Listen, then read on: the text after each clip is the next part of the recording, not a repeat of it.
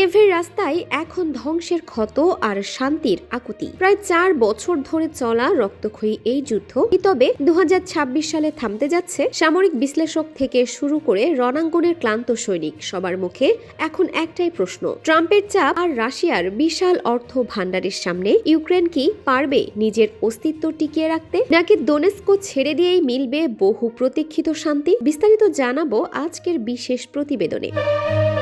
কিয়েভের সোফিয়া স্কয়ারে দাঁড়িয়ে ইউক্রেনীয় সেনা কর্মকর্তা ভাসিলি আল জাজিরাকে জানিয়েছেন এক রূঢ় বাস্তবতা। যদিও তিনি দাবি করেন রুশ সেনারা ইউক্রেনীয়দের ভয়ে আতঙ্কিত, কিন্তু শুধু সাহস দিয়ে যুদ্ধ জেতা সম্ভব নয়। ভাসিলি জানান, যুদ্ধক্ষেত্রে অস্ত্রের তীব্র সংকট রয়েছে। যখন তিনি শত্রুর ট্যাঙ্ক দেখেন তখন রেডিওর ওপাশ থেকে উত্তর আসে, অপেক্ষা করো, কারণ তখন পাল্টা আঘাত করার মতো কোনো শেল কিয়েভের কাছে থাকে না। অন্যদিকে রাশিয়ার জনবল ও অর্থ ভান্ডার এখনো পাহাড় সম।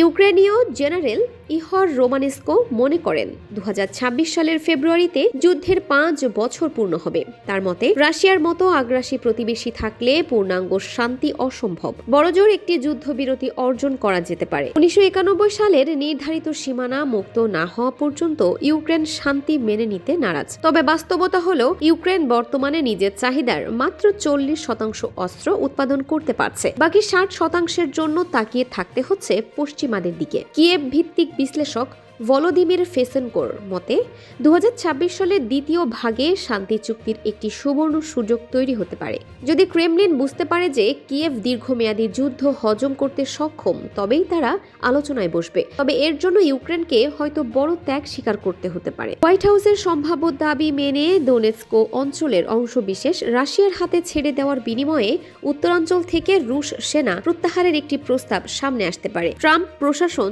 জেলেনস্কিকে এই কঠিন সিদ্ধান্ত নিতে বাধ্য করতে পারে বলেও মনে করছেন বিশেষজ্ঞরা। বিশ্লেষক ইহার তিশকেভিচ 3টি পরিস্থিতির কথা বলেছেন। প্রথমটি 1939 সালের ফিনল্যান্ড মডেল, যেখানে 10 ভাগের 1 ভাগ ভূখণ্ড হারিয়ে শান্তি মিলেছিল। দ্বিতীয়টি 2008 সালের জর্জিয়া মডেল, যেখানে দখল করা অঞ্চলের নিয়ন্ত্রণ হারাবে কিয়েভ, কিন্তু সেগুলো রাশিয়ার অংশ হিসেবে স্বীকার করবে না।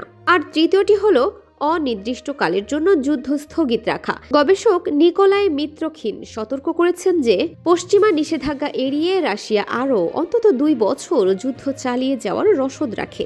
সাধারণ ইউক্রেনীয়রা এখন ক্লান্ত। তাদের মতে দোনেৎস্কো যদি সমস্যার মূল হয়, তবে তা রাশিয়াকে দিয়ে দিলেও তারা ড্রোন নয়, বরং পাখির ডাকে ঘুম থেকে উঠতে চায়। ইউক্রেন কি তবে ভূখণ্ড হারিয়ে শান্তি খুঁজবে? 2026 কি সত্যি বিশ্বকে যুদ্ধমুক্ত করবে? আপনার মতামত জানান কমেন্ট বক্সে।